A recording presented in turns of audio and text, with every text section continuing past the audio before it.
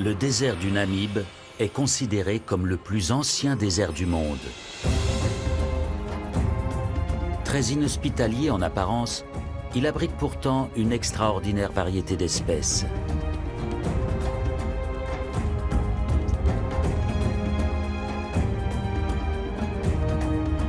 Avec seulement 20 mm de précipitations par an, et bien que bordé par l'océan Atlantique, le désert du Namib est d'une aridité extrême. Et c'est ici, en plein cœur de ce désert, que des éléphants ont élu domicile. Comment ces animaux parviennent-ils à survivre dans un milieu aussi hostile ?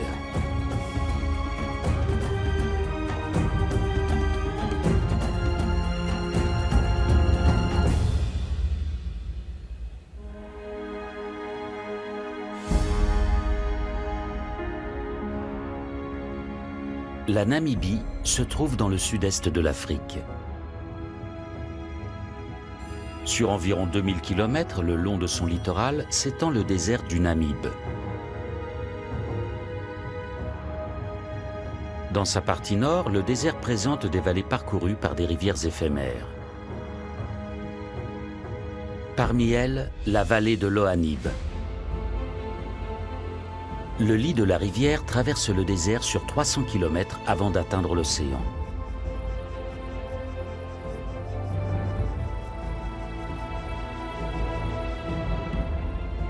Mais l'eau n'y coule que quelques jours par an.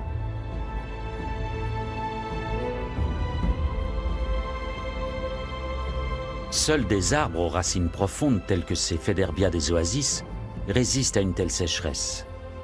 Le Namib est le seul désert à abriter des rivières éphémères. Les mammifères ne pourraient pas s'établir ailleurs que dans la vallée.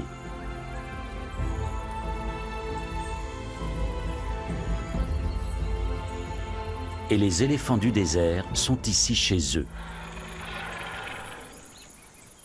Contrairement à d'autres éléphants d'Afrique, les éléphants du désert vivent en très petites hardes. Extrêmement rares, ces pachydermes au mode de vie très atypique sont suivis de près par des chercheurs qui ont attribué un prénom à chacun d'entre eux.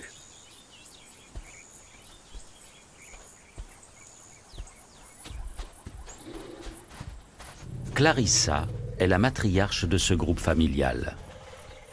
Les autres membres ne la quittent pas d'un pas, car elle est la seule à savoir comment survivre dans ce milieu inhospitalier.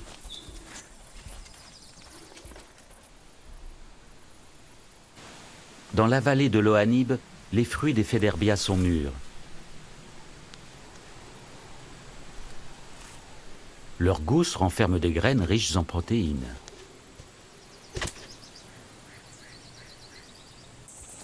Clarissa connaît leurs vertus nutritives depuis son enfance.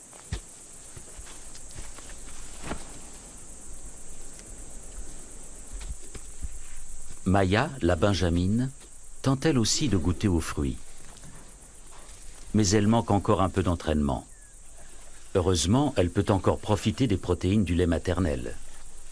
Les éléphants du désert se reproduisent 2 fois moins que leurs congénères vivant dans d'autres écosystèmes.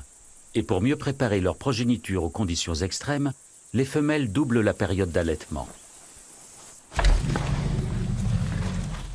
Les jeunes mâles ne quittent pas leur mère avant d'avoir atteint la maturité sexuelle.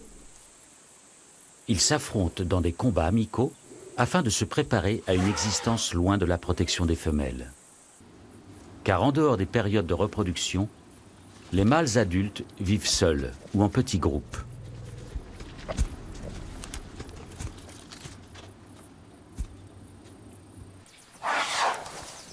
Yapi est le plus habile des jeunes mâles.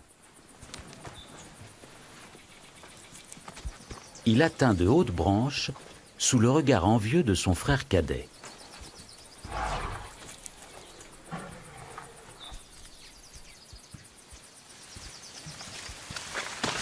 Cette manière de faire lui a été apprise par son père. Le partage entre mâles ne va pas toujours de soi. Et Yapi refuse de céder un bout de sa branche à son jeune frère.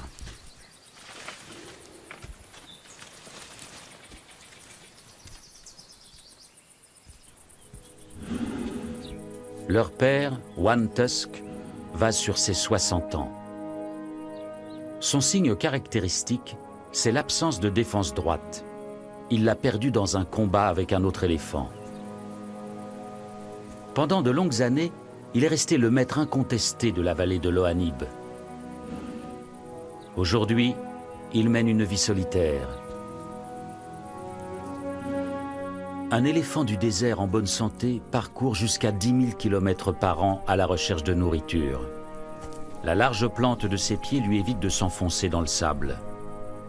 Mais les jambes de One Tusk ne le portent plus sur de telles distances. Le vieux mâle est déjà sous haute surveillance. Un couple de chacals de la vallée est à l'affût.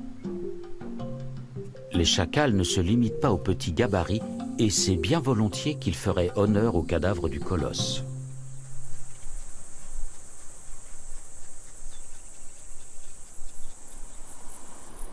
Clarissa guide Saard vers une nouvelle oasis de nourriture. Dans cette vallée transversale, les animaux trouvent toutes sortes d'herbes et d'arbustes. Les éléphants du désert prennent le plus grand soin de la source de leur nourriture, bien plus que les pachydermes vivant dans d'autres environnements.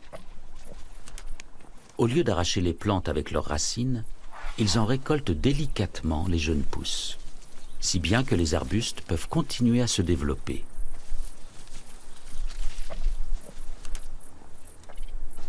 Adaptation au milieu oblige, les éléphants du désert sont aussi d'habiles grimpeurs.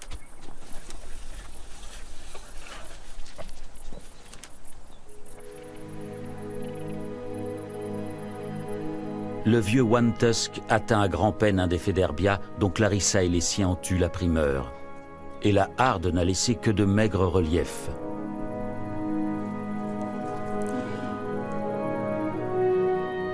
Pas la moindre petite graine à se mettre sous la dent.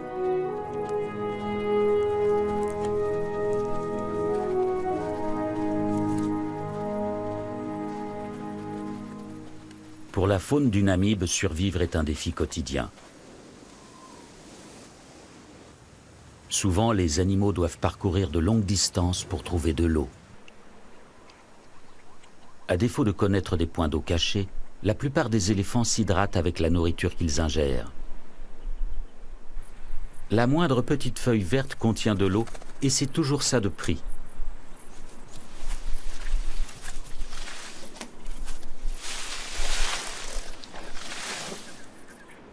Au-delà du lit des rivières éphémères, la flore est quasi inexistante. La faune n'y est composée que de grands spécialistes du milieu extrême. Ce ténébrion de la taille d'un ongle est un de ces spécialistes. L'évolution a modelé son corps de façon ingénieuse. La moindre trace d'humidité présente dans l'air se condense sur sa carapace.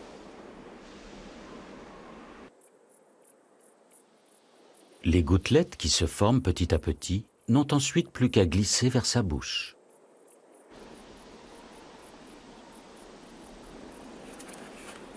Le ténébrion a besoin de brouillard pour survivre.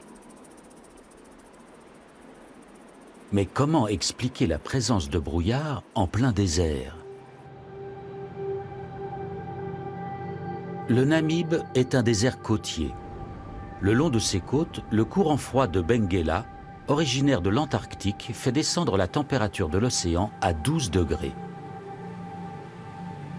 Quand les masses d'air chaud du continent rencontrent les eaux froides de l'Atlantique, elles se refroidissent, se saturent en eau et du brouillard se forme.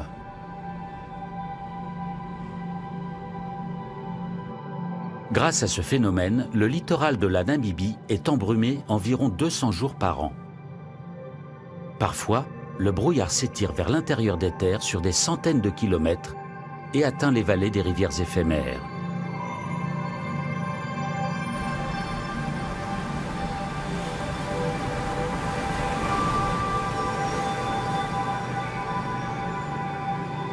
En plus du brouillard, le courant de Benguela apporte des poissons en abondance,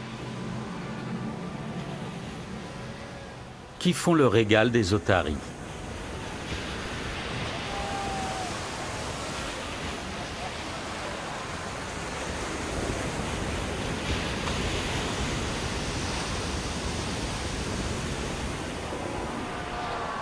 Leur immense colonie compte jusqu'à 100 000 individus.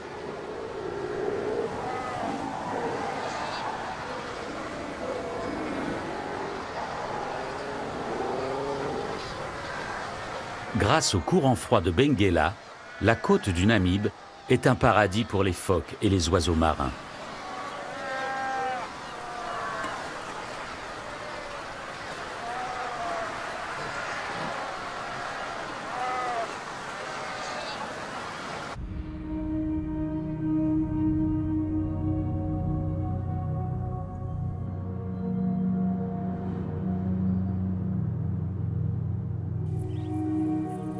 Dans la vallée de l'Ohanib, les grands mammifères profitent aussi des bienfaits du brouillard.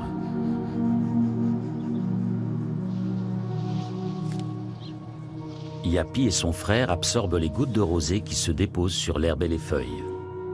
Grâce à cette humidité, les éléphants du désert peuvent se passer d'eau pendant 4 jours.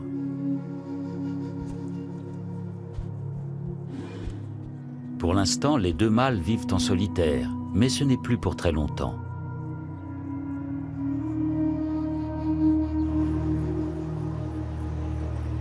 Le brouillard se dissipe et laisse la place au soleil, ainsi qu'à de nouveaux arrivants. Une famille d'éléphants d'une autre vallée est en route.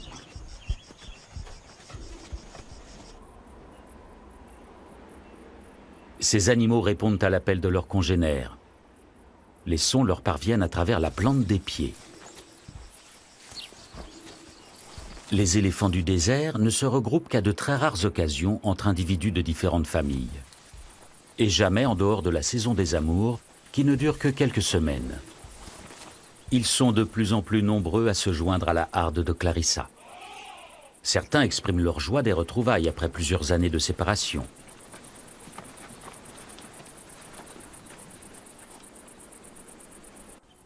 L'arrivée de femelles n'a pas échappé à Yapi et à son frère.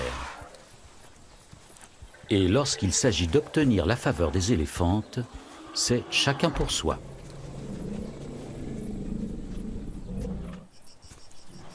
Quant au vieux One Tusk, il laisse les combats aux jeunes.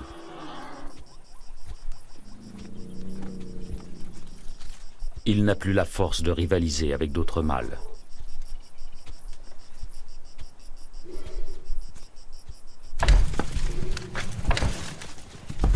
Ses fils et petits-fils s'adonnent pleinement à l'effervescence des amours. Leur objectif est de féconder les éléphantes et d'empêcher tout concurrent de les approcher.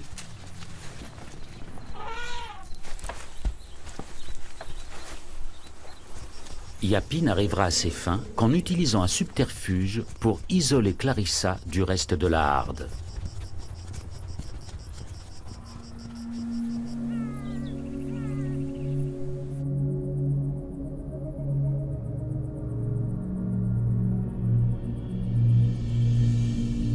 La nuit venue, la plupart des occupants de la vallée se reposent, tandis que les animaux nocturnes commencent à s'activer. Le gecko du Namibe chasse uniquement la nuit. Il se nourrit de grillons et d'araignées.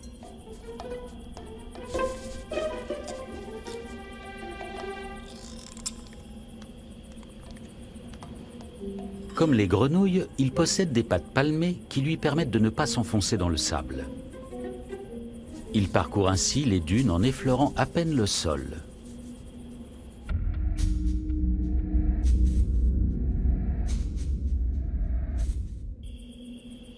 Pour le gecko, la vigilance reste toujours de mise.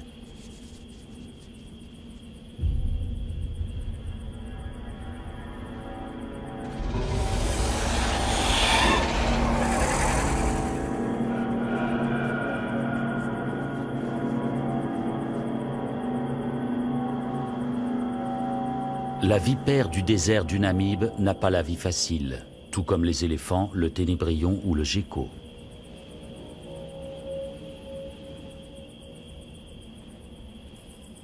Elle ne peut s'hydrater qu'à travers sa nourriture. Sa survie dépend donc d'une chasse fructueuse.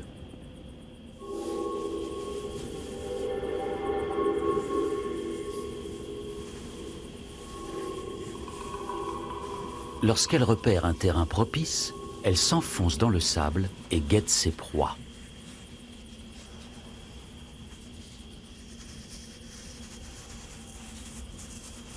Grâce à une aptitude au camouflage exceptionnelle, le prédateur se fond entièrement dans le décor.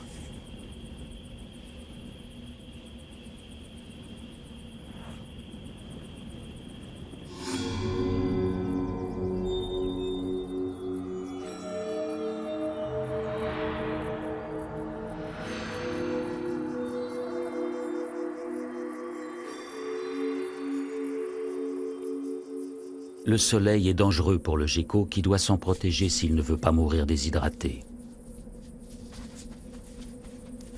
Une fois de plus, ses pattes palmées lui rendent un fier service. En un rien de temps, il creuse des galeries souterraines impressionnantes.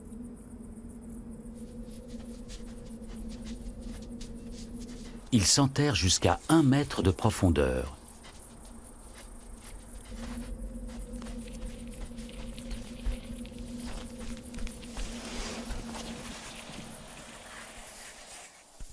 Ici, la chaleur est plus supportable. Au-dessus de lui, un de ses congénères prend son temps. Et pour cause, le brouillard arrive.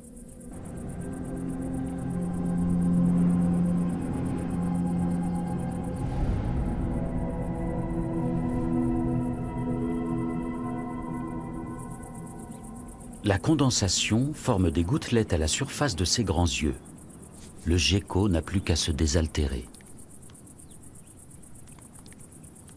La nature a encore fait preuve d'ingéniosité.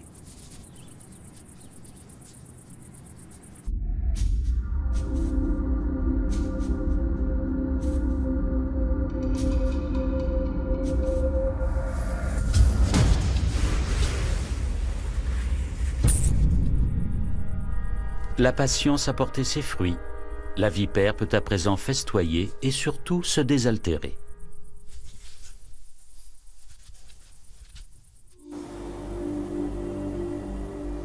L'hiver namibien touche à sa fin et le brouillard tempère moins souvent le climat.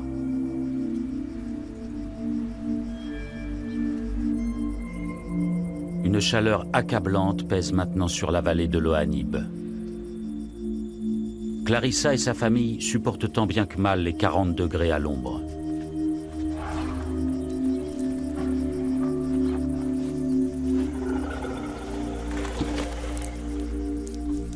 Les éléphants ne transpirent pas. Pour évacuer la chaleur de leur corps, ils bougent leurs oreilles. Mais par ces températures extrêmes, les animaux semblent ne même plus avoir la force de se ventiler. Pour les plus jeunes, la chaleur peut représenter un danger mortel. Maya paraît exténuée.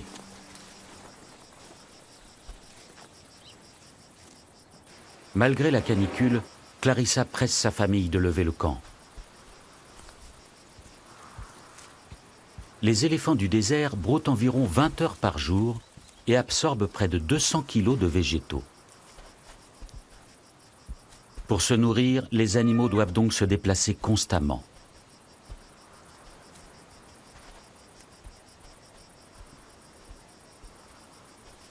Ce jeune mâle est tellement épuisé qu'il n'a pas entendu le signal du départ. À son réveil, il cherche sa famille, mais en vain.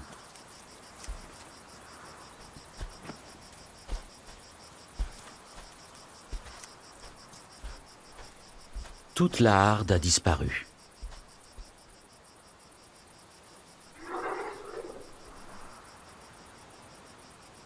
Mais Clarissa et les autres se sont rendus compte de son absence.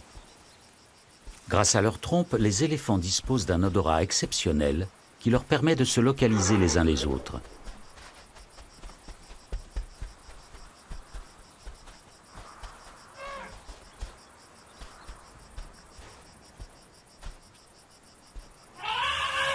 Finalement, c'est la jeune Maya qui donne l'indication décisive au mâle égaré.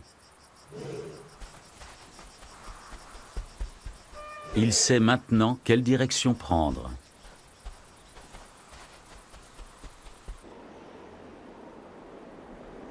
L'extrême sécheresse perdure.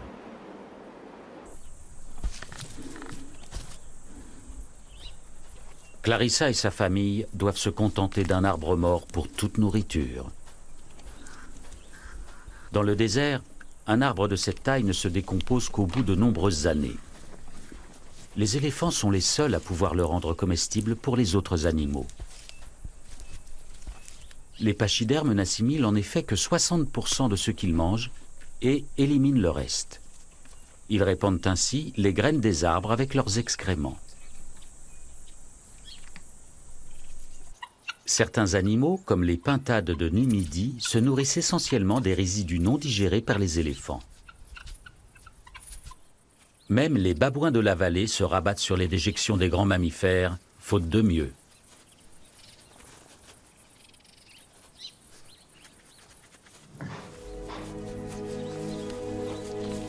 De son côté, le vénérable One Tusk essaie de grignoter un peu de bois.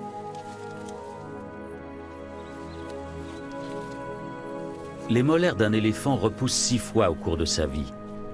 Mais les dernières dents de One Tusk sont trop usées pour venir à bout du bois dur et sec de cet arbre.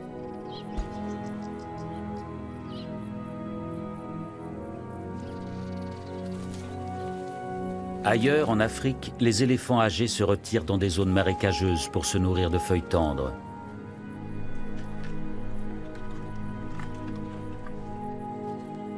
Mais dans le désert, One Tusk n'a pas cette chance. La harde de Clarissa est aussi menacée. Toujours à la recherche d'eau et de nourriture, elle se voit contrainte de quitter la vallée. D'autres familles d'éléphants se joignent à elle.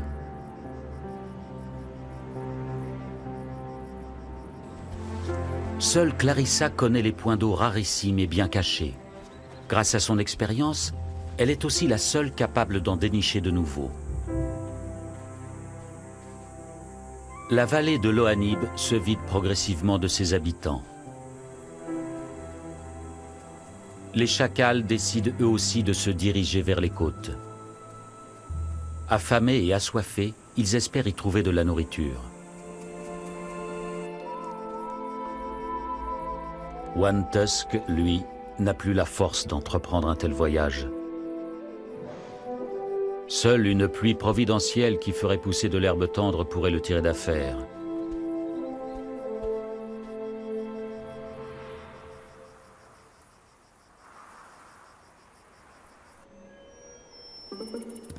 Le ténébrion a faim lui aussi et aimerait trouver quelque chose à se mettre sous la dent. À la différence de la plupart des animaux du désert, il n'attend pas les jeunes pousses vertes, mais se contente de restes de végétaux. Il compte sur le vent qui souffle en permanence sur le désert et y dépose des feuilles mortes dans le creux des petites vallées entre les dunes. Le plus souvent, il doit se contenter de quelques brins d'herbe. Mais parfois, le vent accumule un petit tas de végétaux divers. Même desséchées, ces plantes contiennent des substances nutritives importantes.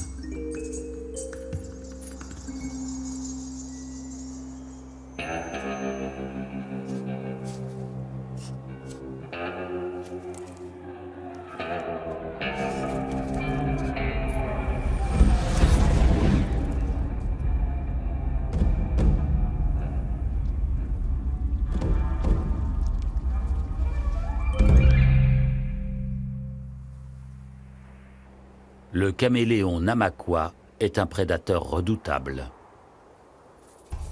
Du moins pour le ténébrion. La rapidité du saurien ne lui épargne pas quelques courses-poursuites.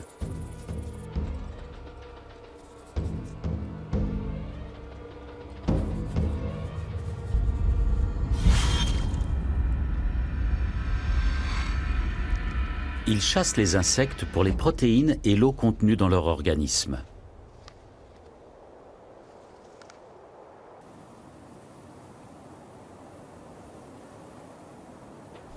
Le caméléon Namaqua est le plus grand animal à sang froid du Namib. Des reptiles plus grands ne pourraient y survivre. À la différence des mammifères, il ne peut effectuer de longues distances pour se nourrir et se désaltérer. Comment a-t-il réussi à s'imposer dans cette nature hostile?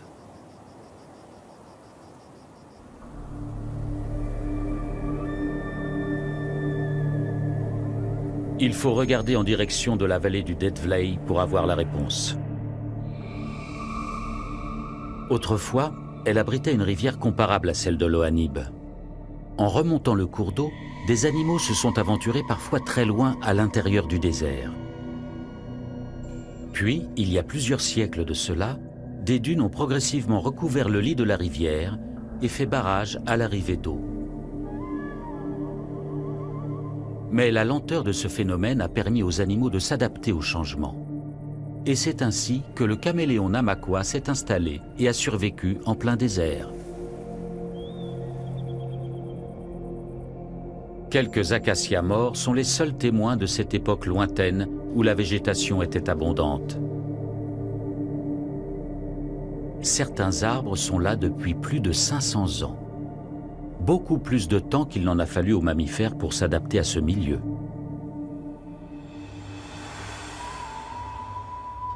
Leur capacité à parcourir de très longues distances leur a largement facilité l'acclimatation dans le désert. Le couple de chacals s'approche maintenant de la côte.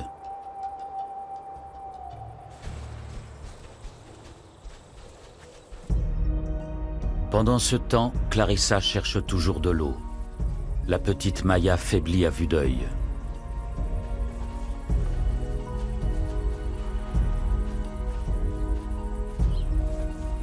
La harde doit faire des pauses régulières. Les animaux arrivent tous à bout de force. Clarissa n'a presque plus de lait pour sa fille.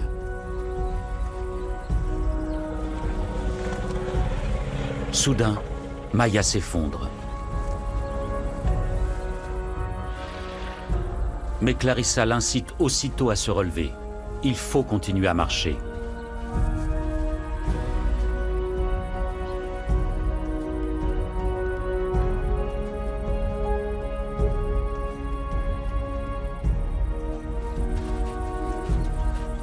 Enfin, après cette longue journée, les éléphants peuvent se désaltérer. Clarissa a su les guider vers un précieux point d'eau.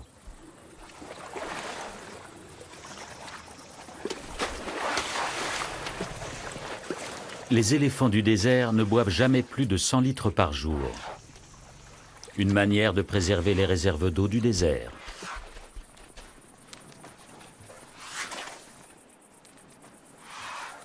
Cette douche de poussière permet aux animaux de protéger leur peau contre les brûlures du soleil. Demain, au lever du jour, Clarissa donnera de nouveau le signal du départ. Il reste encore une longue marche jusqu'au prochain pâturage.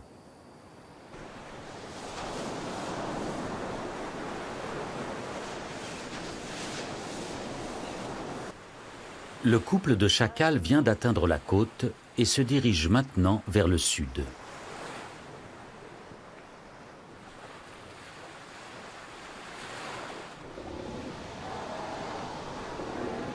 En ce moment, chez les otaries, une nouvelle génération vient au monde.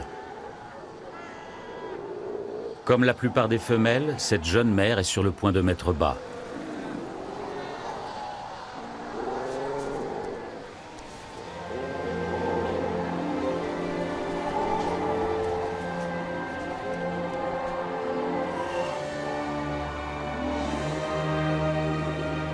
Le nouveau-né est au centre de grandes effusions dès les premiers instants.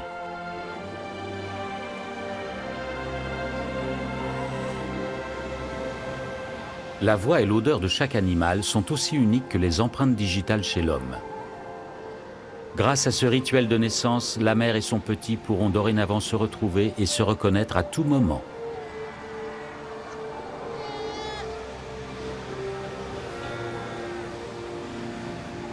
Quelques minutes après, c'est déjà la première tétée. La jeune femelle guide son bébé encore malhabile.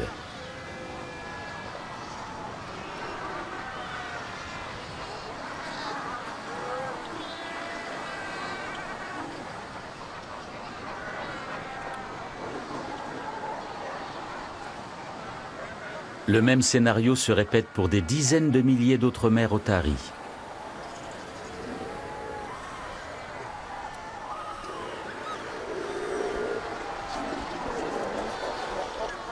Dans la colonie, les animaux sont de plus en plus à l'étroit. Les petits risquent d'être écrasés.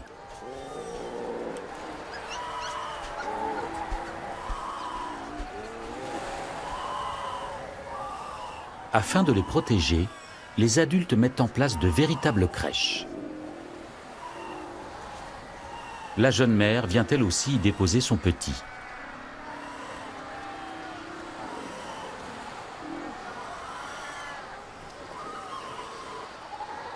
Les bébés sont ainsi à l'abri et les mères les retrouvent plus facilement.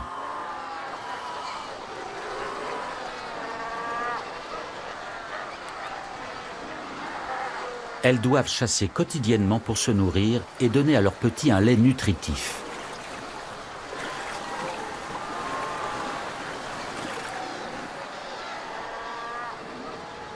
Mais l'emplacement de cette crèche est mal choisi. Les petits sont envahis par la marée montante. Ils luttent désespérément contre les vagues.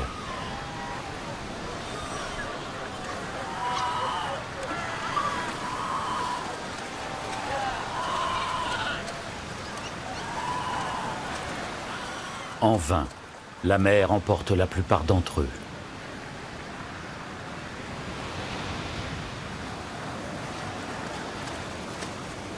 Les bébés otaries savent pourtant nager, mais il leur manque la couche de graisse protectrice des adultes.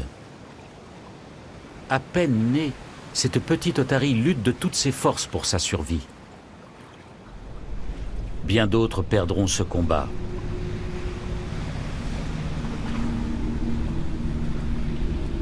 En quelques minutes, les petits sont à bout de souffle et ne peuvent plus garder la tête hors de l'eau.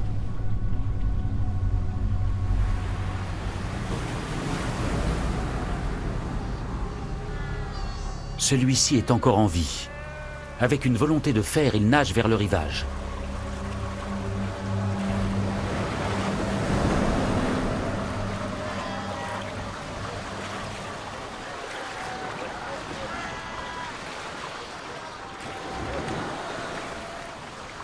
Le voici hors de danger.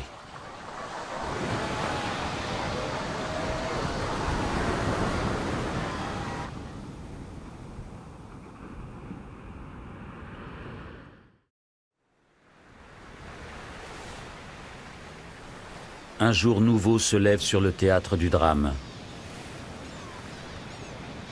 Les vagues ont déposé les cadavres des bébés otaries sur la côte.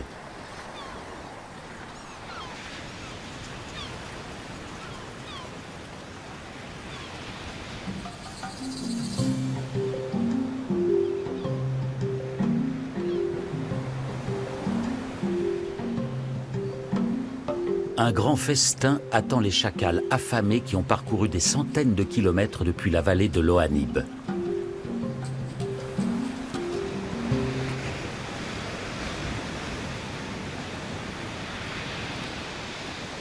La colonie d'otaries est devenue leur unique source de nourriture.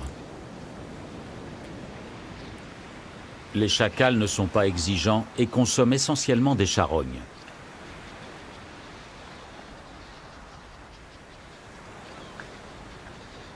Ils vont passer les prochaines semaines sur la côte. Lorsque les petites otaries seront devenues des nageurs plus chevronnés et endurants, la colonie offrira moins de nourriture aux chacals. Ils retourneront alors dans la vallée de l'Ohanib.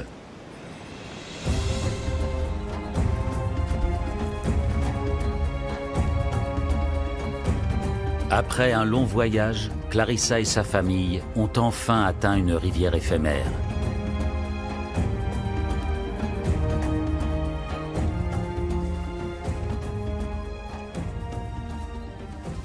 La matriarche savait d'instinct qu'ici, la végétation serait plus abondante, même en période de sécheresse.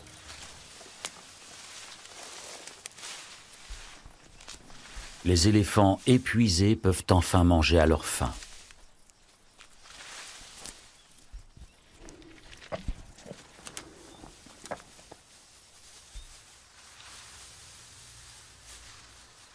Le ventre bien rempli, Maya plonge dans un sommeil réparateur.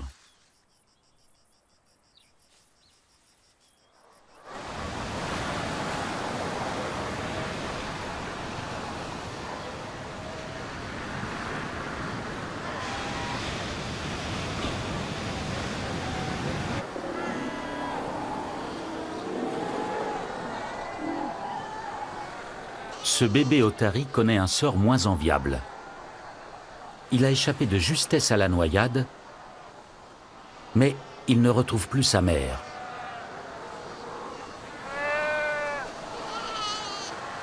Elle n'est toujours pas rentrée de la chasse.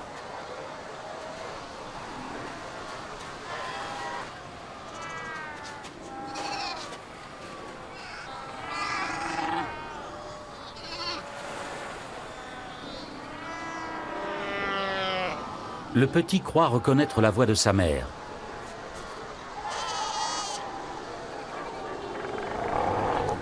Mais non, il n'est pas le bienvenu auprès de cette femelle. Bientôt, le nouveau-né souffre de la chaleur et a besoin de lait maternel.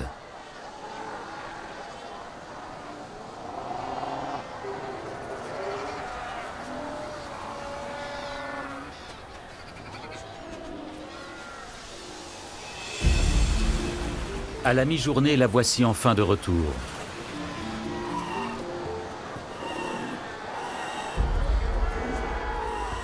Elle s'empresse d'aller retrouver son petit, mais doit constater qu'il a disparu de la crèche. De son côté, le bébé égaré continue de l'appeler et de la chercher.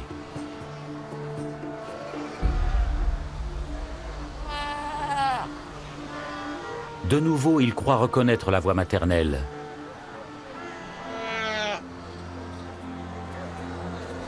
Est-ce bien elle cette fois-ci ?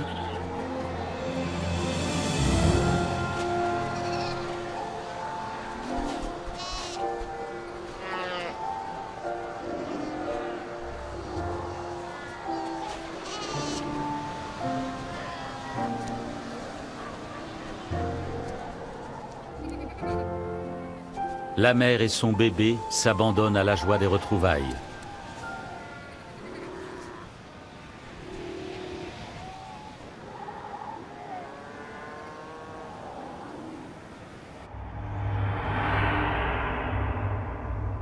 Un vent puissant se lève sur les côtes et souffle sur le désert. Il crée des tempêtes de sable sur son passage.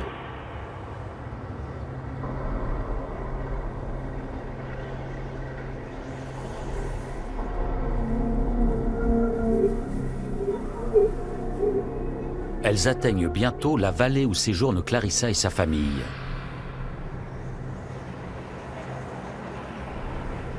Les tempêtes de sable annoncent l'arrivée de fortes pluies. La matriarche Clarissa est expérimentée et sait ce qu'il lui reste à faire. Car bientôt, les vallées se transformeront en rivières déchaînées qui emporteront tout sur leur passage. Les éléphants seraient en danger de mort s'ils ne quittaient pas la vallée sur le champ.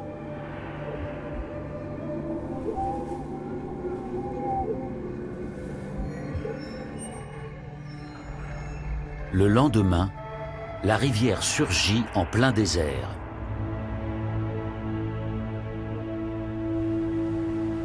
Le cours d'eau se ferait un chemin de plusieurs centaines de kilomètres à travers le désert avant de se jeter dans l'océan. Les rivières éphémères n'atteignent la côte qu'une fois tous les 10 ans en moyenne.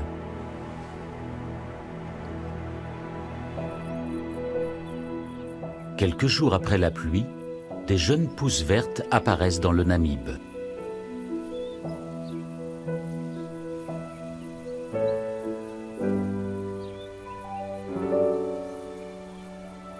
La vallée de l'Ohanib revit elle aussi, et les premiers habitants sont de retour de leur exil.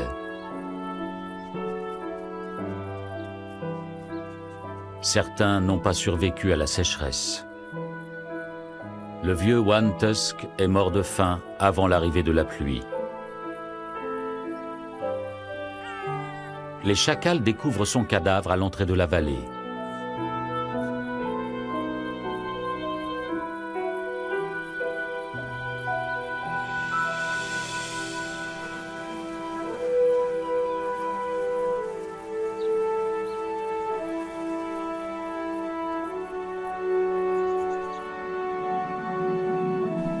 ils attendent la nuit tombée pour se risquer auprès du cadavre du colosse.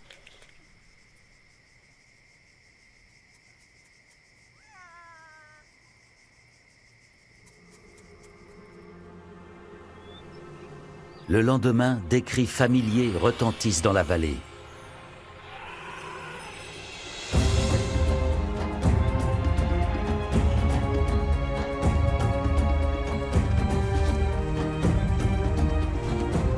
Clarissa est de retour avec sa famille. Les éléphants ont échappé au flot et reviennent tous sains et saufs. La petite Maya se porte bien, elle aussi.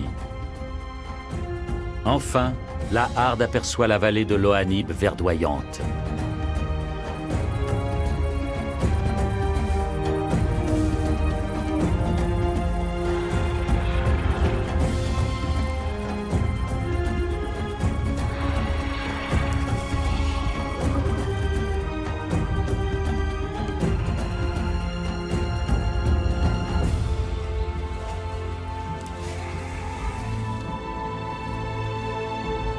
Clarissa attend un éléphanteau dont Yapi est le père.